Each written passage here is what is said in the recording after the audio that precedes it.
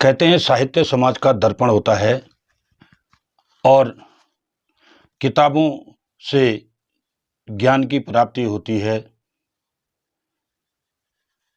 पुस्तक प्रेमी लोग किताबों की पूजा करते हैं और कुछ लोगों का तो ऐसा शौक होता है कि वो आजीवन किताबों का संग्रह करते रहते हैं। बाबा साहेब डॉक्टर अंबेडकर भी किताबों के इतने शौकीन थे कि पंडित जवाहरलाल नेहरू कहते थे कि उनके पास तो चलता फिरता एक पुस्तकालय है।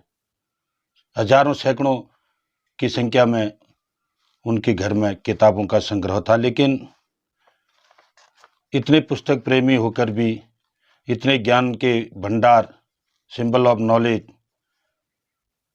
कहे जाने वाले संविधान निर्माता डॉक्टर बाबा साहेब अंबेडकर ने अंततः एक ऐसी पुस्तक को आग के हवाले कर दिया जिसकी चर्चा तब भी सुर्खियों में थी और आज भी जब इतिहास के पन्ने पलटे जाते हैं तो वो घटना बार बार हर किसी के दिलो दिमाग में छा जाती है कि ऐसी आखिर वो कौन सी पुस्तक थी।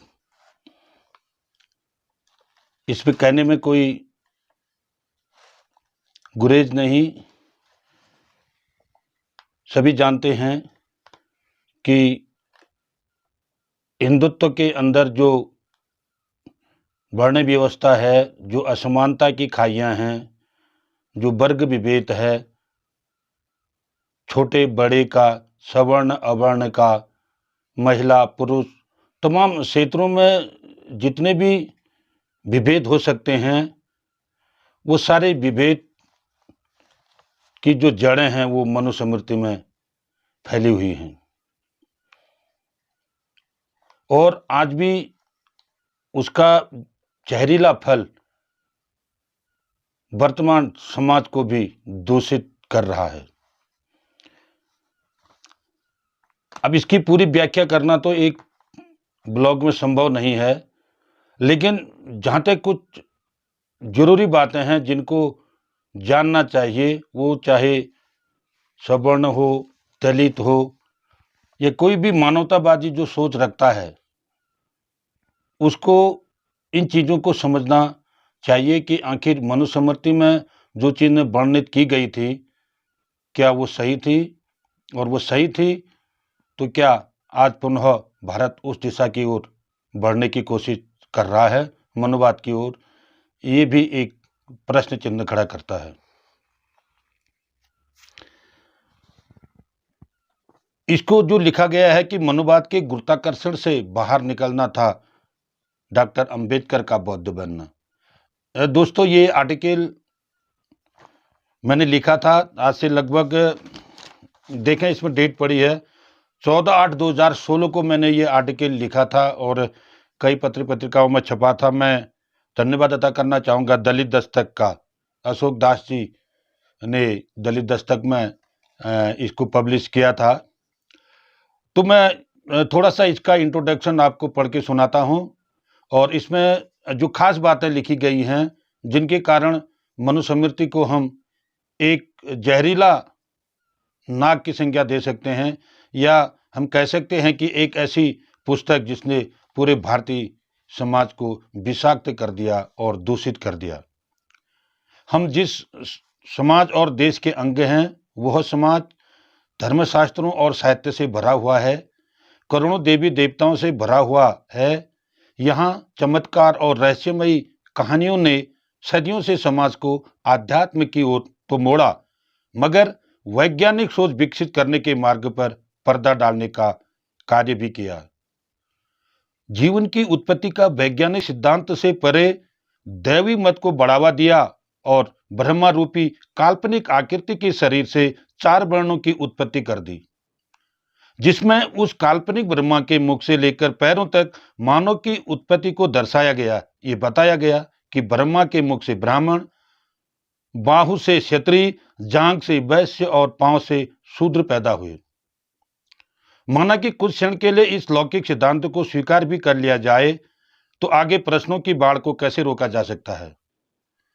पहला सवाल तो यही उठता है कि ब्रह्मा के शरीर से जो 4 मनुष्य पैदा हुए, उनमें स्त्री पैदा हुई या पुरुष? अगर पुरुष ही 4 पैदा हुए, तो फिर आगे मनु महाराज के वंशज कहाँ से पैदा हुए? यदि मात्र स्त्रियां पैदा हुई, तो 4 पुरुष कहाँ से आए, जो ब्राह्मण, क्षत्रिय, वैश्य और शूद्रों की पीढ़ी को वर्तमान तक ले आए? हम उन समाज के अंग हैं जहां प्रश्नों की लंबी कतार तो है, किंतु समस्या का कोई समाधान या हल नहीं है। ये उत्पत्ति का सिद्धांत सार्वभौमिक होता तो आज विज्ञान की दुनिया में डार्विन और लैमार्कवाद नहीं, भारत का मनुवाद विश्व में जीवन की उत्पत्ति और विकास के लिए जाना जाता और पूरे संसार में विज्ञान की किताबों में पढ़ाया जाता। तो ये पृष्ठभूमि है जीवन की उत्पत्ति का, और आते आते 20वीं सदी और 21वीं सदी तक अभी भी ये मान्यता बरकरार है।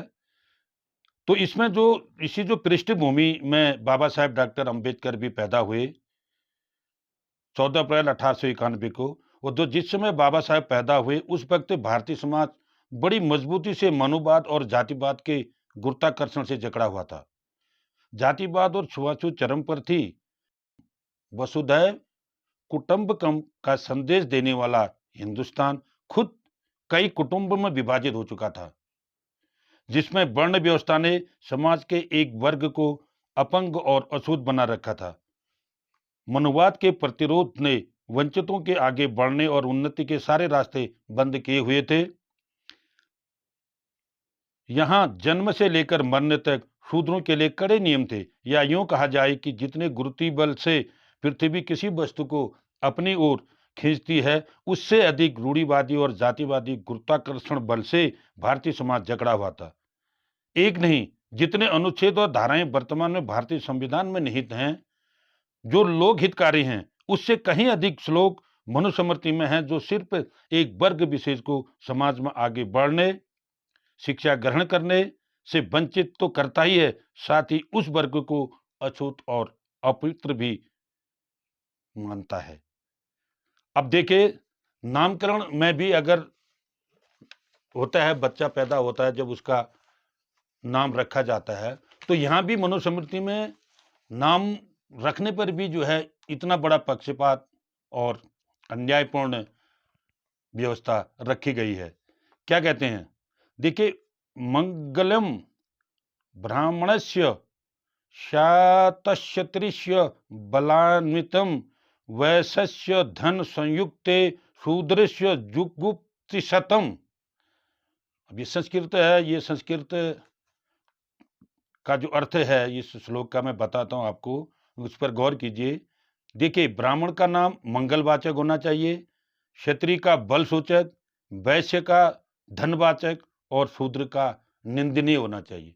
जब बच्चे का नामकरण होता है तो ये व्यवस्था है उसमें कि शूद्र का नाम भी जो है सुशोभित करने वाला या अच्छा उच्चारण करने वाला नहीं होना चाहिए। ये मनुस्मृति में लिखा गया है, जिससे कि उसके प्रति घृणा पैदा करने वाला भाव पैदा हो। यहाँ भेदभाव, मरने पर भी किसी का पिंड छोड़ने वाला नहीं। अब मरने के बाद भी कैसे ले जाया जाए, प्रेतात्मा जो मृत आत्मा होती है उसकी अर्थी को ले जाने के लिए भी यहाँ बिल्कुल नई व्यवस्था दी गई है। देखिए, यदि कोई शूद्र मर जाए तो उसके शव को नगर के दक्षिण द्वार, एक पृथक द्वार से ले जाया जाए, वैश्य को पश्चिम से, क्षत्रिय को उत्तर से और ब्राह्मण को पूर्व द्वार से। मनुस्मृति के सारे श्लोकों और उसकी संहिता का उल्लेख यहाँ करना मुश्किल है, फिर भी जिस नियम और कठोर कानून ने सदियों से शूद्र कहे जाने वाले वर्ण को प्रभावित किया, वह है शिक्षा से वंचित रखना, जिसका दंश डॉक्टर अंबेडकर को भी बचपन से झेलना पड़ा। स्कूल में उनके साथ जो परिस्थितियां उन्होंने झेली, ये जग जाहिर है, इसको बताने की कोई जरूरत नहीं है। और देखिए,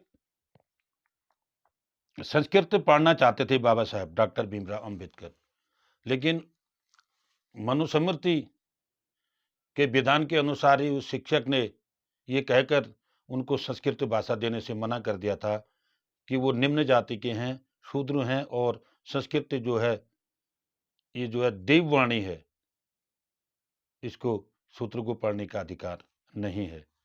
इतना ही नहीं, कहा जाता है कि भारत के जो वेद हैं वो ज्ञान के भंडार हैं, लेकिन उस ज्ञान के भंडार से भी शूद्रों को महरूम रखा गया।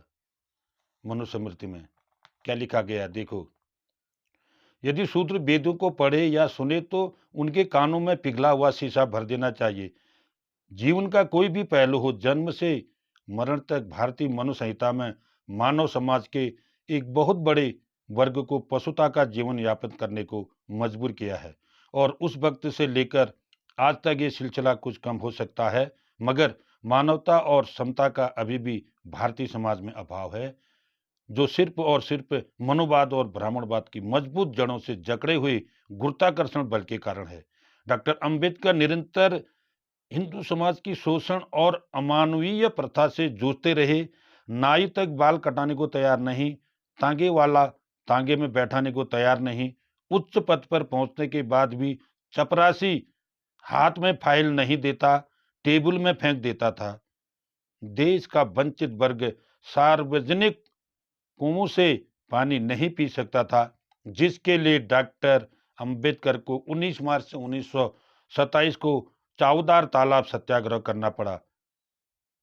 हिंदू समाज का अंग होते हुए भी दलित वर्ग मंदिरों में प्रवेश नहीं कर सकता था और आज भी ये सिलसिला जारी है, जिसके लिए डॉक्टर अंबेडकर को 3 मार्च 1930 को नासिक के कालाराम मंदिर प्रवेश के लिए भी सत्याग्रह करना पड़ा था। एक और अंग्रेजों से मुक्ति की लड़ाई और दूसरी ओर मनुवाद का जो गुरुत्वाकर्षण था, इससे बाहर निकलने की लड़ाई ये समाज लड़ता रहा है और आज भी लड़ रहा है। डॉक्टर अंबेडकर जो अथाह पुस्तक प्रेमिक थे, जिन्होंने अपने ही ग्रंथों को रखने के लिए राजगृह जैसा विशाल भवन बनवाया था, उन्हीं ने एक दिन एक पुस्तक जला डाली। आखिर क्यों?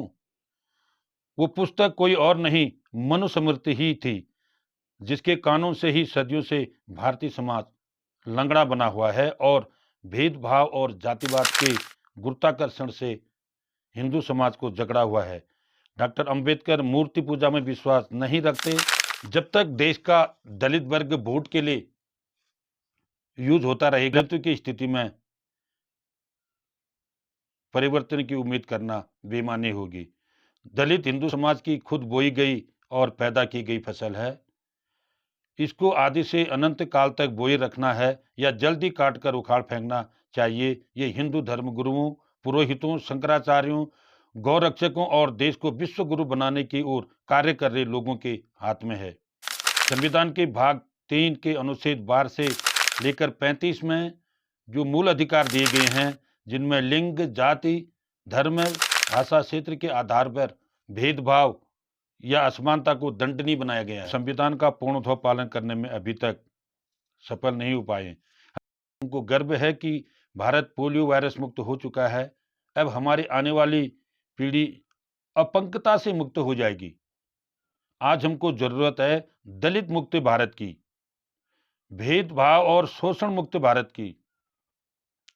सिर्फ सत्ता की लड़ाई लड़ना ही राजनीतिक दलों का मकसद नहीं होना चाहिए, वरन देश में भ्रष्टाचार, भूखमरी, बेरोजगारी, कुपोषण, भीखमंगी, बेहतर स्वास्थ्य, बेहतर शिक्षा के लिए भी लड़ना होगा। तभी हम 15 अगस्त 1947 की आज़ादी जैसा जश्न मनाने की तैयारी कर सकते हैं। धन्यवाद। आर्टिकल आपको कैसा लगा, आप अपनी राय अवश्य दें। आप चाहते हैं कि जो कलम की शक्ति, द पावर ऑफ पेन, आगे अपनी रफ्तार से चलती रहे, तो चैनल को सब्सक्राइब करना ना भूलें, लाइक करना ना भूलें, शेयर करना ना भूलें। बहुत बहुत धन्यवाद। जय